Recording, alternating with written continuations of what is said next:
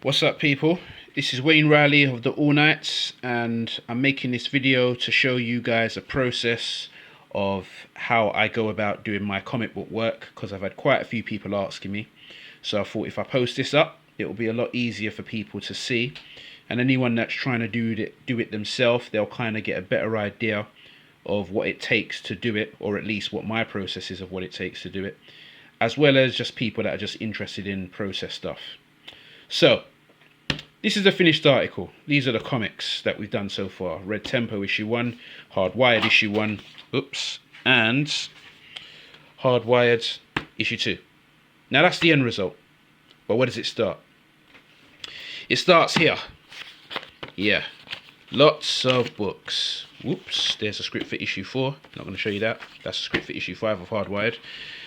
But yeah, lots of notebooks from the Pound Shop or W.H. Smith's or whatever stationery shop you want to go to.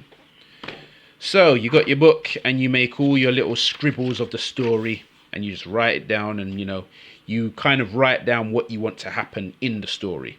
Blah blah blah, this happens, it starts here. Just starts here, literally, pencil and paper. Now, after I do that, what I then do, because at that point I've already got the idea in my head. I've written it down, so, I know. But even before I write it, I kind of have an idea in my head. So because I'm an artist myself, I like to actually draw things. I like to actually draw what the actual, characters look like and what have you. So what I do is I actually draw the characters. So I'll do a design of the face, like what you see here, and I'll draw them up. And that kind of helps me mentally to kind of envision what's actually happening in the story. But as you can see, that's just the face. So if I've made a story in my head, it just kind of helps if in my head I've got an idea of what the characters look like. So I try and do this for every character that's in it. Then when I get a bit more detailed, I draw the whole body. So that way I kind of know what their face looks like. Now, at this stage, that's kind of enough. You don't really need to go any deeper than that. Well, I don't.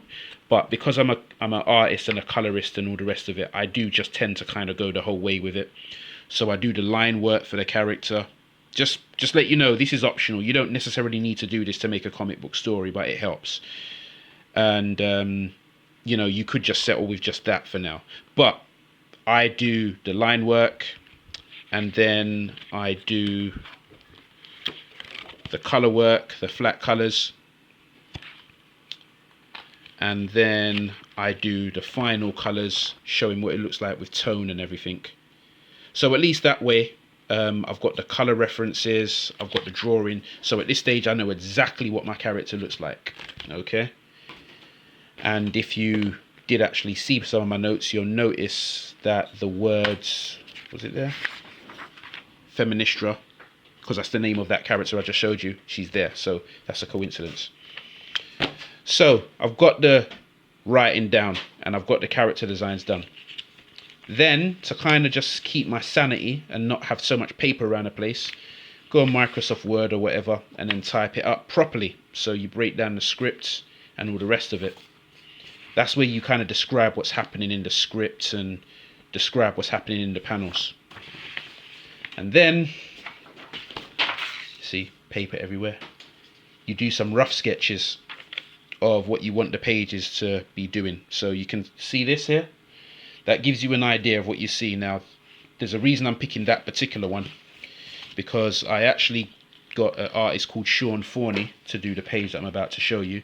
But when he did it, I did those rough sketches myself, just to kind of give him an idea, because some artists prefer to have some thumbnails to make it easy for them, and others, they just prefer the scripts and they prefer to do it. So I've done that. Now look beside that. Now look here. It's effectively the same thing, isn't it? So that's what you do. So you do some rough thumbnail sketches yourself. You don't have to be the best artist to do it. I just did those quickly. And then you go to another artist and, you get him to draw what you've done in a lot more finer detail. So you get him to draw it and get someone else to color it. So Sean Forney is the artist that did that, but who drew it. but the actual colorist was Jay Reed. Okay, that's the artist that did Content with Chaos. So that's pretty much it, really. That's the process. It really helps the artist that's drawing it if they've kind of got reference images, so they know what the characters look like, because the artist wouldn't have even had a clue that the characters look this way if I didn't give them some character designs already. So that's pretty much the idea. But I can't stress enough that as much as it looks crazy with all this paper,